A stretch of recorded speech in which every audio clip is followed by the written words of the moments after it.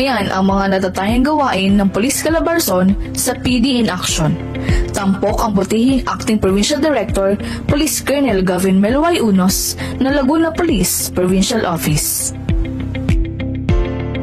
Sa unang araw ng linggo, Nobyembre 18, ang Acting Provincial Director, Police Colonel Gavin Meluay Unos, ay nanguna sa traditional Monday flag raising ceremony na ginanap sa Laguna Police Provincial Office sa Camp Brigadier General Pasiano Rizal, Barangay Bagumbayan, Santa Cruz, Laguna.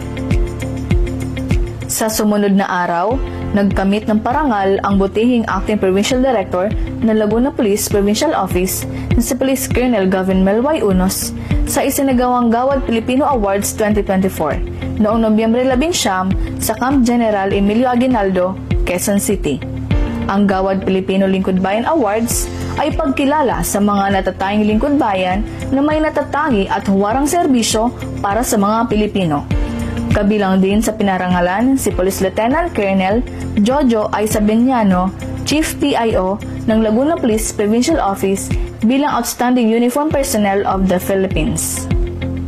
Pinangunahan din ni Police Colonel Unos ang isinagawang bloodletting activity na may temang Dugong Handog ng Kapulisan, Dugtong Buhay para sa ating kababayan, na ginanap noong Nobyembre 21 sa covered court ng Camp Brigadier General Pasiano Rizal, Barangay Bagumbayan, Santa Cruz, Laguna.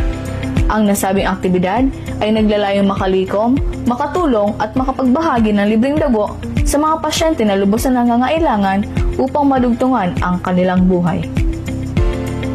Sa kaparehong araw, dinaluhan ng Laguna Police Provincial Office sa pamumuno ni Police Colonel Gavin Meluay Unos, Provincial Director, na inirepresenta naman ni Police Lieutenant Colonel Jojo I. Sabiniano, Chief PIO, ang isinagawang ceremonial signing of Memorandum of Understanding and Declaration of Stable Internal Peace and Security na ginanap sa Kalawan, Laguna, kung saan dinaluhan din ito ng Local Government Unit ng Kalawan, Laguna, Task Force Ugnay, DILG Laguna, SK Federation, Liga ng Barangay, DFP at iba pang mga sectoral groups.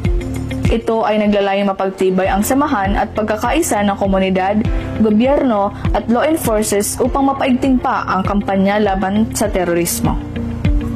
At yan ang mga natatanging aktibidad ni Police Colonel Gavin Meluay Unos, Acting Provincial Director ng Laguna Police Provincial Office. Dahil dito sa Bagong Pilipinas, ang gusto ng Police Laguna, ligtas ka.